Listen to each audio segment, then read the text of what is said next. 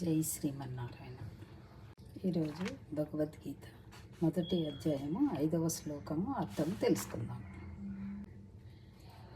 దృష్టా కీతుశ్చేకితానః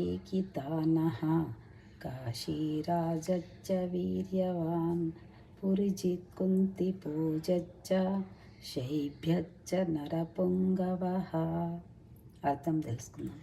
దృష్టకేతువు చీకితానుడు బలవంతుడైన కాశీరాజు, పురుజిత్తు కుంతిభోజుడు, పురుషశ్రేష్ఠుడైన శైభ్యుడు వాళ్లతో పాటు అందరూ ఉన్నారు. జై శ్రీమన్నారాయణ.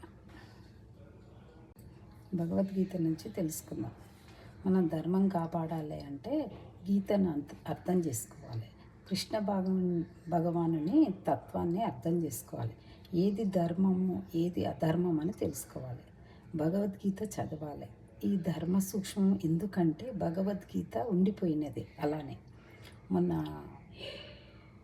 ఏరోప్లేన్ యాక్సిడెంట్ అయినప్పుడు ఓన్లీ భగవద్గీత ఒక్కటే నిలిచింది. అది ఎందుకు నిలిచిందని మనం అర్థం చేసుకోవాలంటే ఒక రకంగా కృష్ణుడు ఒక మెసేజ్ ఇస్తున్నాడు.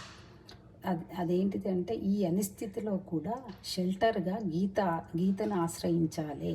ప్రపంచం యొక్క నైజం తెలుస్తుంది. అంతమంది చనిపోతే గీత చెక్కు చెదరలేదు అంటే గీత చదవాలి. ఈ జీవితం ఎందుకు, మరణం ఎందుకు, మనిషి ఎందుకు పుడతాడు, ఎందుకు పోతాడు, ఈ జీవనాన్ని అర్థం చేసుకోవడమే భగవద్గీత. జై శ్రీమన్నారాయణ.